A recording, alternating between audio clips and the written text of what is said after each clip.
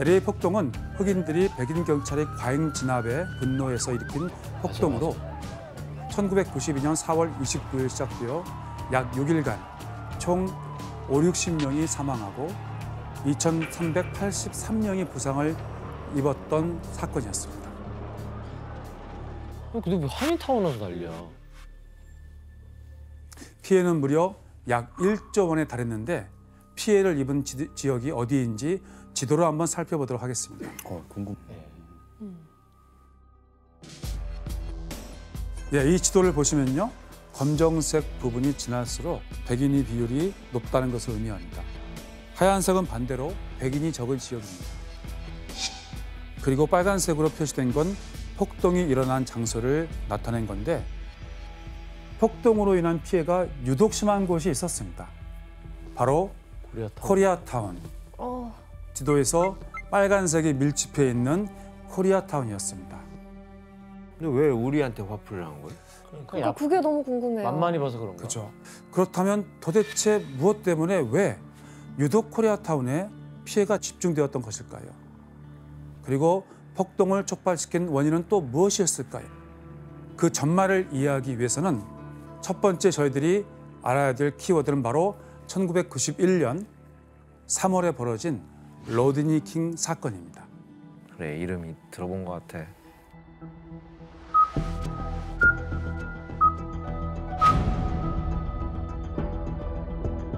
로드니 킹 사건은 흑인인 로드니 킹이 과속을 하다가 백인 경찰에게 검거된 일에서 시작되었습니다. 이때 그를 검거하는 과정에서 로드니 킹과 경찰 사이에 실랑이가 있었고 경찰들은 로드니 킹에게 과도한 폭력을 사용했죠. 과잉 진압했구나. 그렇습니다. 그런데 길 건너편 아파트 단지 발코니에 서 있던 조지 할리데이라는 사람이 우연히 이 모습을 비디오 카메라에 담게 됩니다. 찍었구나. 심했어.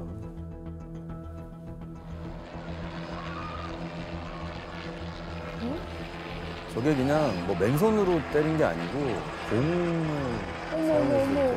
왜 저러는?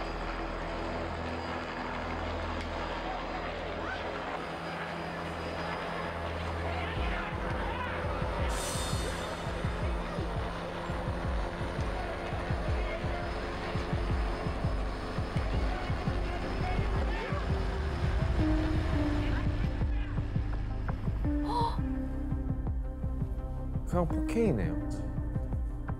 그렇죠. 구타, 집단 구타. 맞습니다.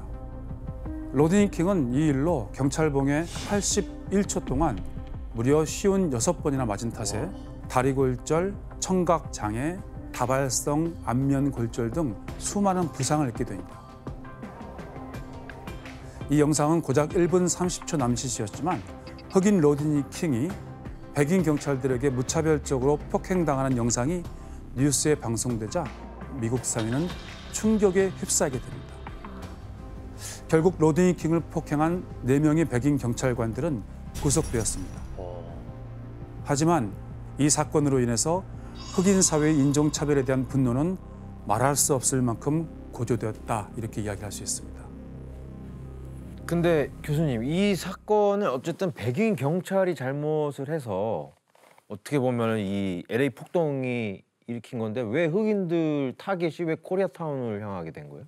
좋은 질문입니다. 그건 바로 로드니 킹 사건이 발생하고 한 2주일 정도 지난 뒤에 벌어진 한 살인 사건 때문이었습니다. 뭔 사건이 또 있네. 바로 한인 이민자 1세대인 두순자 씨가 운영하는 주리점에서 당시 15세 흑인 소녀 라타샤 할린스라는 소녀가 사망을 했던 것입니다. 왜 하필 왜 거기서 죽었어?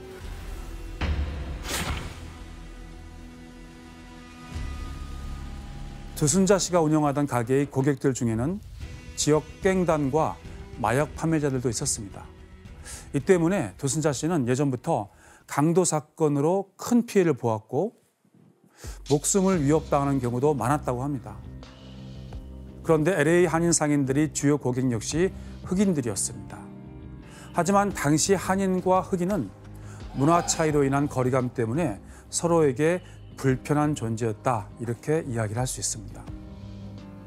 그러던 어느 날 흑인 소녀인 라타샤가 가방에 오렌지 주스를 넣는 모습을 보고 도둑으로 오인했던 것입니다.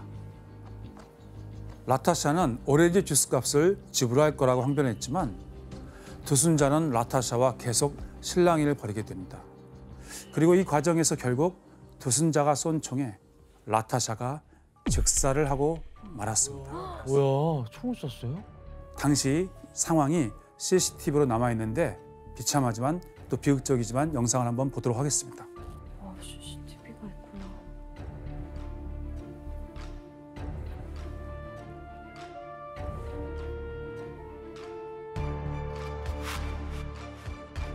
어머. 어머, 어머.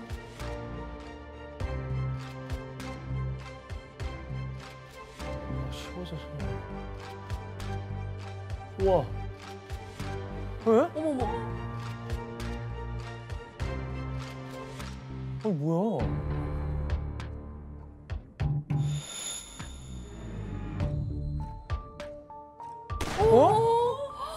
쐈어? 어머.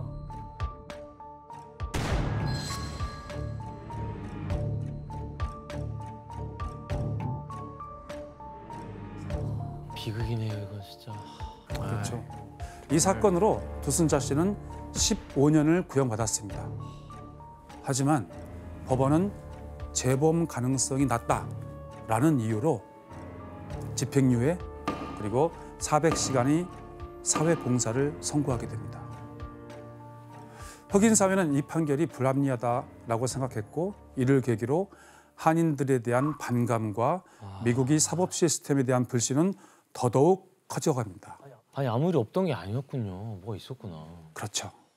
그리고 두순자 씨에 대한 재판이 있고 얼마 지나서 미국 사법 시스템은 또 한 번 이해할 수 없는 결정을 내리게 됩니다.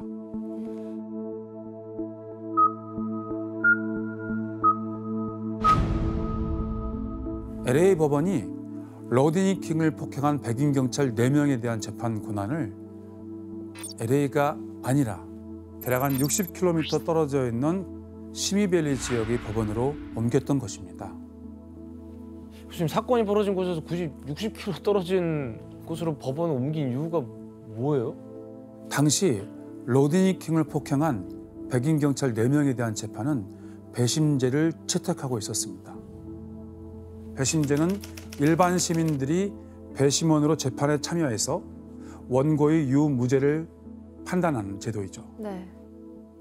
그런데 여기서 중요한 건 다인종 인구로 구성된 LA와 달리 이 시미밸리는 거주자의 70% 이상이 백인들로 구성된 철저하게 백인 중심적인 사회였습니다. 아, 그럼 배심원들을 백인들로 채우기 위해서 저 60km로 옮겼다는 거예요? 미국의 경찰들은 경찰 노조에서 막대한 변호 기금을 가지고 가장 훌륭한 변호인단을 구성해서 보호를 받습니다. 그런데 변호인단들이 주장하는 것은 이너시티 흑인 다수 지역에서 우리가 재판 받았을 때 그 지역에서는 공정한 재판을 받을 수가 없다. 이미 편견이 있기 때문에. 그럼 무죄가 나올 가능성이 더 높아지네요. 그렇죠. 그 결과 배심원단으로 선발된 12명 중 10명이 백인이었습니다. 아시아 사람은 1명, 그리고 히스패닉 계열도 1명, 그리고 흑인은 단 1명도 없었습니다. 상당히 편파적인 인종 비율로 구성된 배심원이었다 이렇게 이야기를 할 수 있습니다. 하지만 이대로 재판은 진행되었고 그 결과가 어땠을 것 같습니까? 무죄네요. 무죄는 아니고 좀 가벼운 가벼운 형을 줬을 것 같아요. 경범죄. 네. 로드니 킹을 폭행한 4명의 경찰이 있습니다.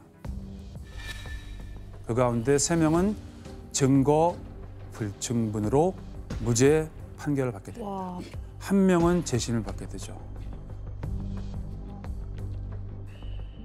아니 영상이 저렇게 딱 있는데 증거 불충분이라고요? 와, 저거는 흑인 사회가 받아들일 수 없는 결과겠네요. 그렇습니다. 그러자 이 재판을 실시간으로 지켜보고 있던 흑인들이 울분이 폭발하게 됩니다. 그치.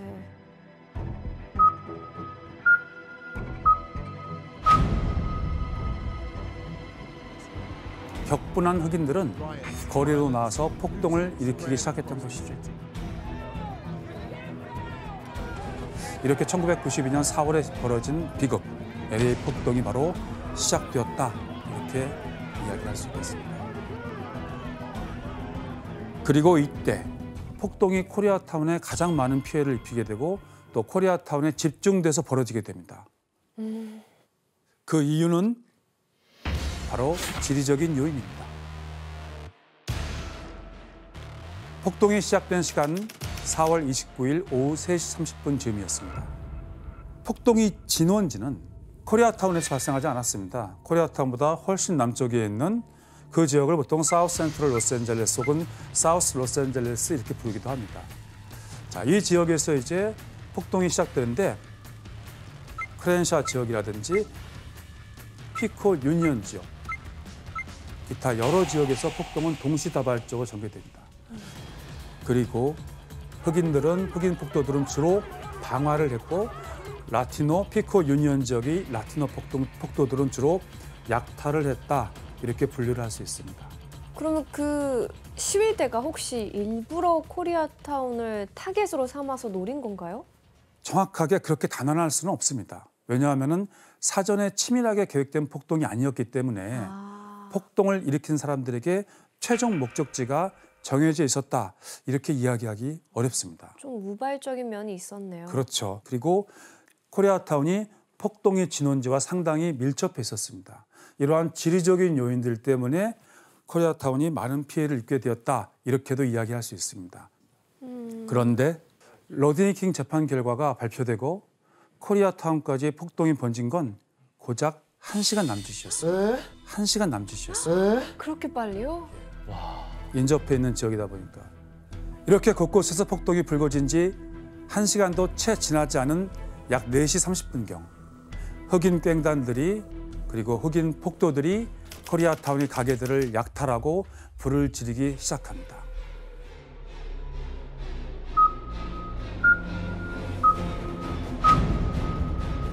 하게 됐어.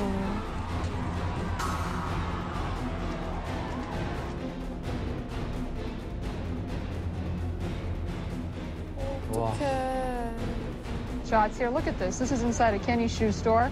저거 And 매우 you know, it's party time. These 그러니까 약간 폭동을 이용한 이용해서 사람들. 이제 약탈을 하는 거죠. 저쪽이 상황에서 워낙 진짜. 빈민가들이 많았어요. Why are we the victims? I mean, we've been through so much, and to go through this. 저 가게를 하시느라고 얼마나 22 고생하셨을 years down the 텐데. street. Why? Do you know? I don't know. Why? Why Korean people? Why? 아무리 그래도 저 소방차라도 불러주지 둘이 저렇게 타고 있는 점. 그렇죠. 아쉬운 점이 분명히 있죠. 소방차가 출동하지 못한 이유는 출동하는 소방차에게 폭동 첫날 저녁에 폭도들이 발포를 했습니다. 그래서 소방관들이 목숨의 위협을 느끼고 경찰이 에스콜트 해주지 않으면 우리는 소방 진압 못한다고 그렇게 됐습니다. 이후 폭동이 점차 거세지자 한인들은 서로 구조 요청을 하고 상황을 파악하기 위해서 이것을 활용하는데 과연 이것은 무엇이었을까요? 삐삐. 삐삐요? 라디오. 맞습니다. 라디오였습니다. 아. 폭동이 벌어진 당일날 저녁 한인 라디오 채널이었던 라디오 코리아는 모든 정규 방송을 중단하게 됩니다. 비상 방송 체제에 돌입했던 것이죠. 한편 피해 신고센터를 운영했던 것인데 폭도들도 물론 이 라디오 방송을 들을 수 있었겠죠. 하지만 그들은 한국말을 할 수 없었기 때문에 이해할 수 없었기 때문에 그 내용을 전혀 알아듣지 못했다 이렇게 알려져 있습니다. 그렇다면 저희들이 당시 라디오 코리아에서 어떤 식으로 구조 요청을 했는지 실제 한번 들어보도록 하겠습니다. 육성이 있구나. 이 비상사태를 생방송으로 진행해온 저희 라디오 코리아는 우리 한인들의 결석과 이해를 신속히 돕기 위해서 다음과 같은 프로그램을 마련했습니다. 한인 입주자 여러분들께서는 오늘 오전 8시까지 가주마켓으로 모여달라고 미스터 최라는 분이 전화를 해주셨습니다. 샤퍼스 월드의 상인들은 8시까지 가주마켓에 모여주시기 바란다는 그러한 부탁 전화가 들어와 있습니다. 굉장히 유명한 마켓이었죠. 가주마켓. 가주마켓. 그러면 여기서 4호차의 이진호 기자 연결합니다. 지금 웨스턴에 나가 있는데요. 이진호 기자. 네네. 저는 지금 웨스턴과 오거에 있는 가주마켓 앞에 나와 있습니다. 오늘 아침 저는 이곳 웨스턴과 일대를 둘러봤는데요. 타운 곳곳에서 화재로 인한 연기가 아직도 보이고 있습니다.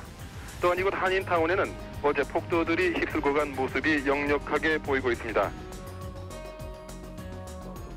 방송국은 뭐 피해가 없었나 봐요. 방송할 수 있었나 봐요. 다행히. 예, 라디오 코리아가 있는 그 지역은 그다지 큰 직접적인 피해는 없었다고 근데 알려져 있습니다. 되게 체계적으로 뭔가 방송하는 특파원 나가 있고 막 그러니까. 맞습니다. 그리고 한인들은 또 한 가지 방법으로 코리아타운을 방어했습니다. 바로 자경단을 꾸렸던 것이죠. 그러니까 그게 멋있더라고요. 스스로 죽였구나.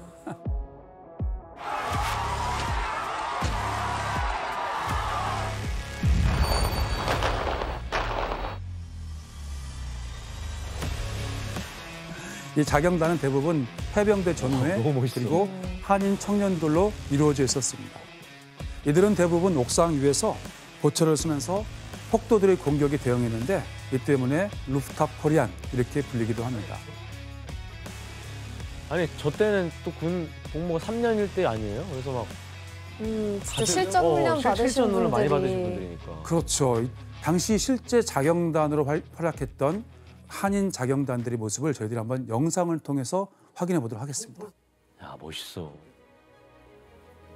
And if Laurel can take the camera and pan across, there are men in cars, there are men with every single person is armed here, and they walk back and forth across the roof, down around behind. The curfew also, they have now arranged their cars, doors open, lights on, so that will be their night protection. 차로 다 막고 경로를.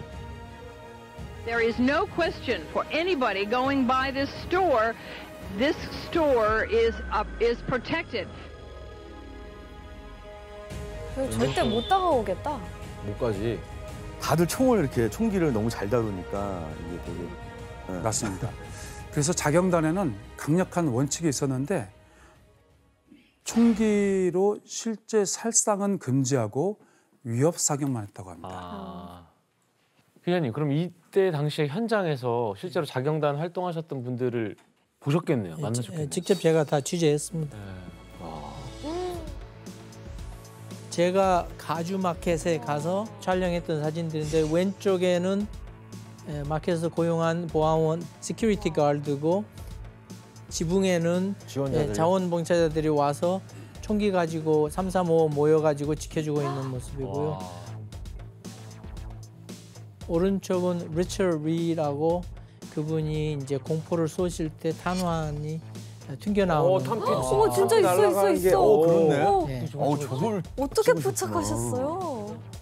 아니 이때 찍은 사진으로 퓰리처상 받으신 거예요? 예, 그래서 그때 제가 취재한 내용으로 또 이제 2명의 청년이 그 지게차 뒤에서 가주마켓을 지키고 있는 사진 포함해서 제 LA 타임스에서 93년도 퓰리처상 받았습니다. 와, 진짜 대단하시다. 멋지시다. 야, 그럼 기자님이 이 자경단을 직접 취재하시면서 가장 잊지 못할 순간이 있을까요? 많은 사람들이 죽었는데 최고 63명이 죽었는데 LA 폭동에서 그때 한인 청년 이재성 군이 그 라디오 코리아에서 어느 지역에서 도움이 필요하다 하면은 찾아가고 했는데 그때 친구들하고 출동하다가 총격을 맞고 사망한 사건이 있었습니다. 폭동 2번째 날 저녁에.